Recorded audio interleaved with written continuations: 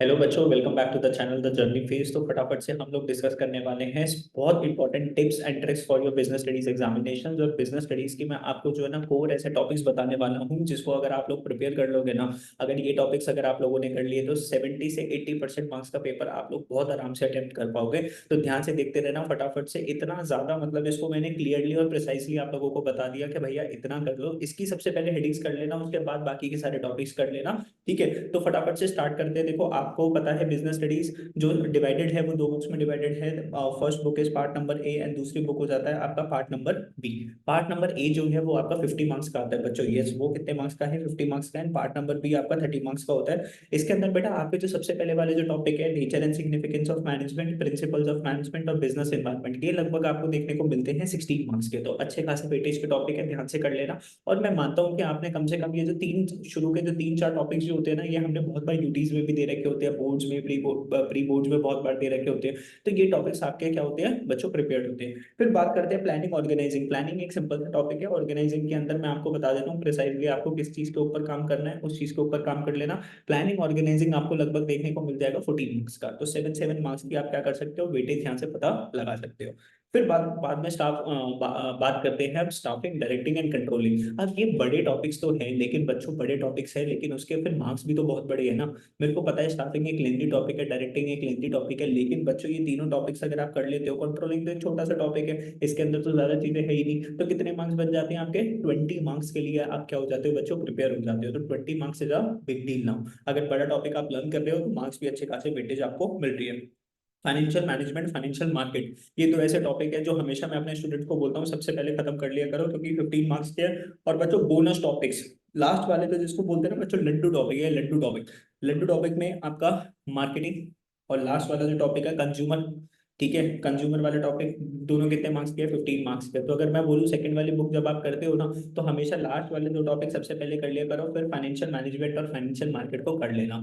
चलो, इतना ये वेटेज तो मैंने आपको लोगों को बताया। अब सर अब हमें अंदर की बात बता दो सर। तो चलो मैं आपको अंदर की बात बता दूं। तो चैप्टर नंबर 1 जो है nature and significance of management, इसके अंदर आप सबसे पहले कोऑर्डिनेशन वाला टॉपिक कर लो। कोऑर्डिनेशन की इंपॉर्टेंस कर लो। ठीक है, लेवल्स ऑफ मैनेजमेंट कर लो। Top level management, middle level of management, supervisory level of management. और बच्चों नेचर की बात कर लेते हैं कि sir management is an art, management is a science, management as a profession. इसके सारे पॉइंट्स कर लेना, यहाँ से क्वेश्चन आपके आने के चांसेस ज्यादा है। चैप्टर नंबर 2 की बात करते हैं तो चैप्टर नंबर 2 में ले दे के दो इंपॉर्टेंट टॉपिक्स है बच्चों। एक तो प्रिंसिपल्स, प्रिंसिपल्स ऑफ मैनेजमेंट। ठीक है, 14 प्रिंसिपल है फ्यूल के, वो कर लेने हैं। और टेक्निक्स ऑफ टेलर की जो टेक्निक्स है, 8 टेक्निक्स है, उन सबको कर लेना प्रिपेयर। वहां से आपका केस स्टडी का क्वेश्चन आएगा।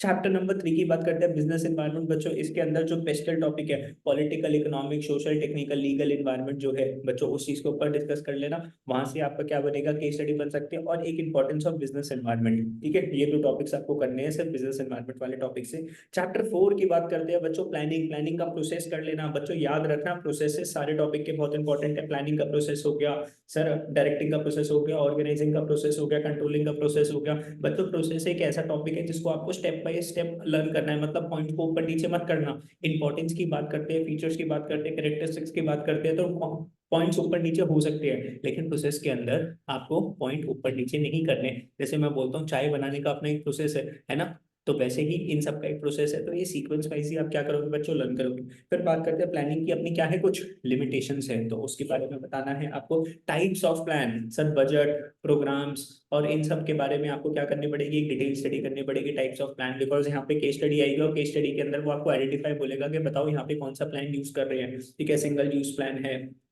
विच are the types of plans, तो वो आपको यहाँ पे डिस्कस करना है। चैप्टर नंबर 5 ऑर्गेनाइजिंग की बात करते हैं। तो बच्चों ऑर्गेनाइजिंग में डेलीगेशन और डिसेंट्रलाइजेशन बहुत बार पूछा जाता है, बहुत बार।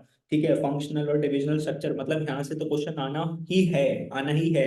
डेलीगेशन, डिसेंट्रलाइजेशन, फंक्शनल या डिविजनल स्ट्रक्चर से 100% क्वेश्चन आने वाला है। चैप्टर नंबर 6 की बात करते हैं आपका स्टाफिंग। स्टाफिंग के अंदर सबसे इंपॉर्टेंट हो गया आपका selection process. Types of recruitment, internal recruitment, external recruitment, दोनों के एडवांटेजेस क्या है, डिसएडवांटेजेस क्या है। फिर ट्रेनिंग्स की बात करेंगे sir, on the job training करनी है।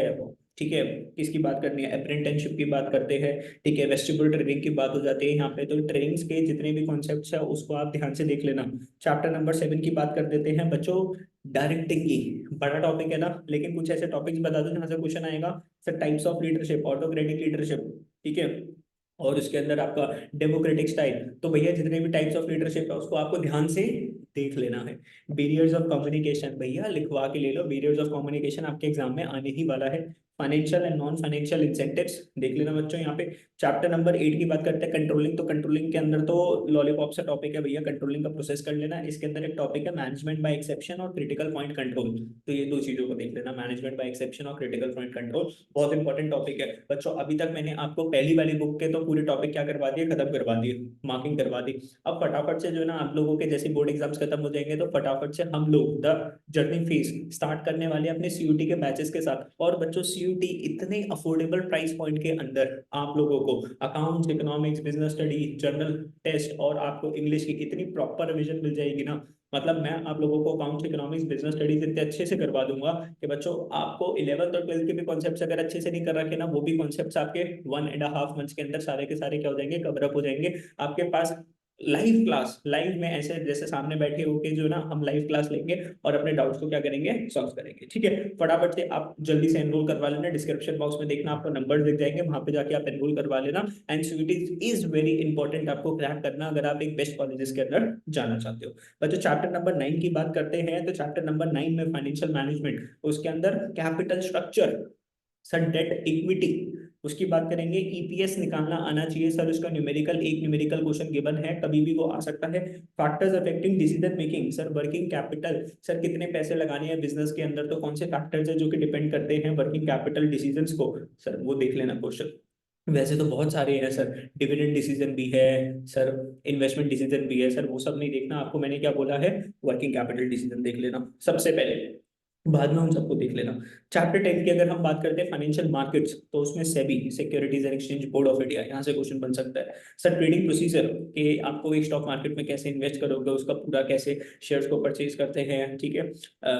फिर बात करते हैं सर डिफरेंसेस है इस टॉपिक के अंदर, प्राइमरी और सेकेंडरी मार्केट का डिफरेंस, उसको ध्यान से देख लेना। चैप्टर 11 की बात करते हैं तो बच्चों फंक्शंस ऑफ मार्केटिंग, मार्केटिंग के फंक्शंस बहुत इंपॉर्टेंट है। टाइप्स ऑफ पैकेजिंग, प्रमोशन की बात करते हैं और डिस्ट्रीब्यूशन चैनल की बात करते हैं, जिसमें बीच में होलसेलर्स होते हैं, फिर बीच में रिटेलर्स आ जाते हैं, ठीक है, उस चीज को। और चैप्टर नंबर 12 लास्ट चैप्टर, उसमें कंज्यूमर की रिस्पॉन्सिबिलिटीज एंड कंज्यूमर के राइट्स सबसे इंपॉर्टेंट है। तो मैंने आपको चैप्टर वाइज भी बता दिया कि सर चैप्टर के अंदर हर एक कौन कौन से इंपॉर्टेंट टॉपिक्स है। अब आप मेरे से पूछोगे सर एक बोनस टिप और बता दो 6 मार्क्स के इंपॉर्टेंट टॉपिक्स, तो बच्चों 6 मार्कर आने के ज्यादा चांसेस है आपके मार्केटिंग वाले टॉपिक से, फाइनेंशियल मैनेजमेंट या फाइनेंशियल मार्केट वाले टॉपिक से ज्यादा चांसेस है, प्रिंसिपल्स ऑफ मैनेजमेंट, प्लानिंग और डायरेक्टिंग। तो ध्यान रखना, मैंने आपको क्या बताया सर, प्रोसेसेस बहुत इंपॉर्टेंट है, प्रोसेसेस से क्वेश्चन आने वाला है और इन चैप्टर से आपके 6 मार्कर क्वेश्चन बन सकता है, मतलब ज्यादातर चांसेस है कि 6 मार्कर क्वेश्चन इन्हीं टॉपिक से आएगा। तो आई होप आपको वीडियो काफी अच्छी लगी, वीडियो अच्छी लगी तो चैनल को सब्सक्राइब कर देना। और बच्चों don't forget to register in your CUET batch, जो कि जल्दी ही आपका 1 अप्रैल से क्लासेस आपकी स्टार्ट हो जाएंगी।